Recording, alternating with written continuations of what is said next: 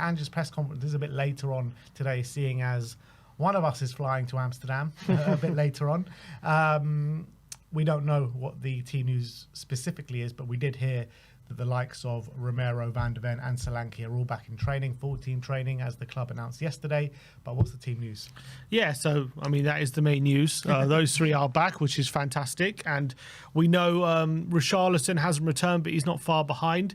I do wonder how much game time they will be getting tomorrow when it comes to Romero, Van de Ven and Solanke, but they're both videoed in training. Tottenham released a training video yesterday, all of them three taking part in full team training, which is really, really great to see.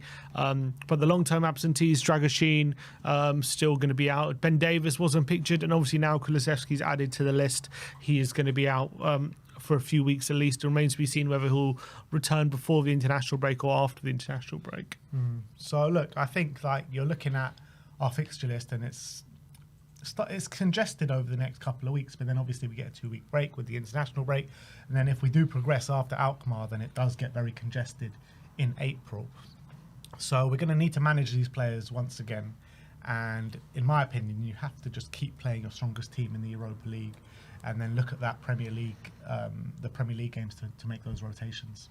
I agree, but it's also a dangerous game because you can't just like think you can just turn it on, you know what I mean? You also need to build some sort of momentum in the Premier League as well, and that will help you in the Europa League, I believe. So you can't just completely rotate the team, but I think you have to. We don't have a squad to do that. Huh? We don't even have a squad to do that, really. No, but we do. We are getting a lot of players back, and we can rotate a lot more for sure. But you have to also make sure that in the Premier League you're not just losing as many games as you were before as well. So you can't just chuck it away. But yeah, I agree. The strongest 11 has to be reserved for the Europa. Well, let's get into this predicted lineup. And in goal is obviously going to be the man, Vicario. He's been brilliant since he's come back, and there's obviously no reason to leave him out for this one. Well, especially because Kinski's not. Kinski is not even in the squad, so we can't even play him. So there's no one you would even replace him with. But he's been so good since he's come back. It's been great to see Vicario. So yeah. Fullbacks is an interesting one because obviously we've got Jed Spence, we've got Destiny, we've got Pedro Porro. So two of those three have to play. I believe on the right-hand side will be Pedro Porro. I believe that as well. I think he has played a lot, but he obviously has now had an 8-day break since the last game. I pressed it. He's had an 8-day break since the last game, and I think he should be all right for this one. And maybe in the weekend game against Bournemouth, we bring the other fullback in. But I think Porro will definitely start with this one. I think his quality is just some so underrated. I think he gets a lot of criticism from this fan base, in my opinion. A lot of it unjustified, I feel. I know a lot of the time he can get exposed down his side, but I think that's more a function of the system than him himself. And I think he's I think he's quite underrated by this fan base. I think a lot of people think he's rubbish or can't defend him. I just don't think it's true. I don't think people think he's rubbish. I think some people do. A lot of people do. I don't think so. I think that's going a bit too far. But I do think people think that he can have his struggles defending, and I think that's true. I think he can have his struggles defending, but I agree with you that it's more a system thing than maybe a personal thing. I think he's not as bad as people think he is. I really do. Left back, I'm hoping it's going to be Jed Spence to come back in, because I was speaking last week talking about the situation, and Ange in the comments that he made saying Spence is going to be very important for us until a doggy comes back, and I just hope that Spence gets.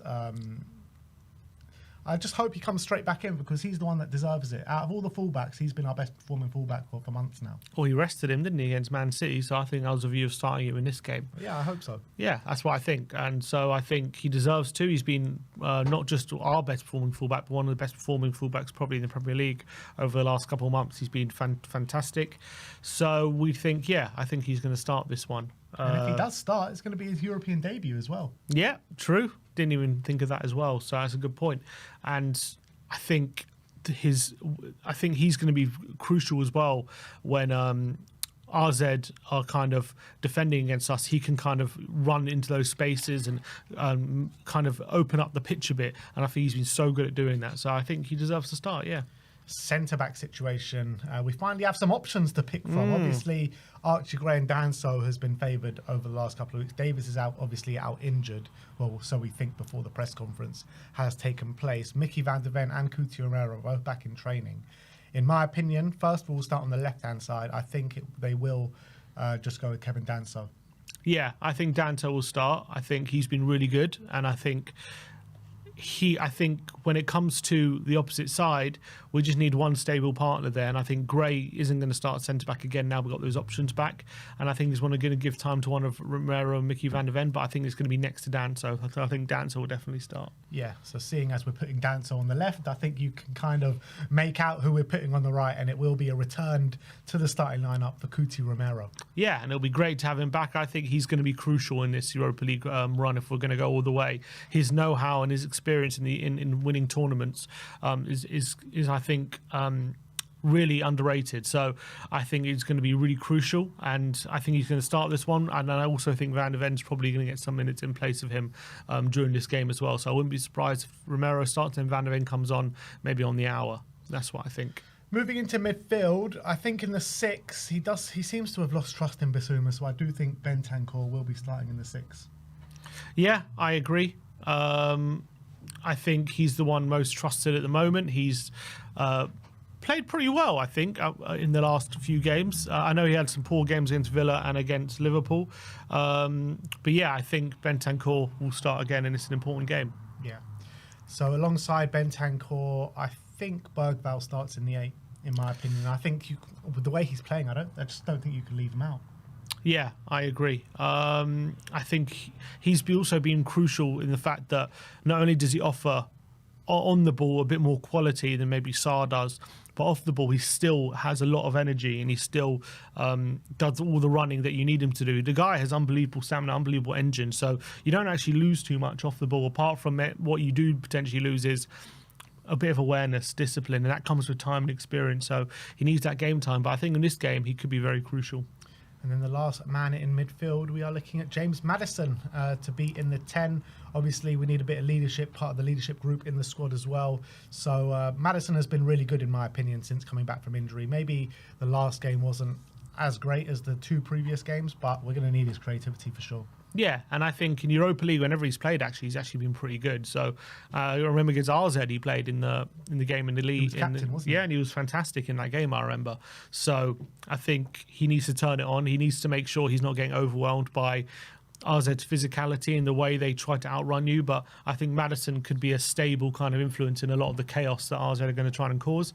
So he's big game. And obviously with Decky injured, he's the only other kind of number 10 we have at the moment. So yeah, we're going to need him.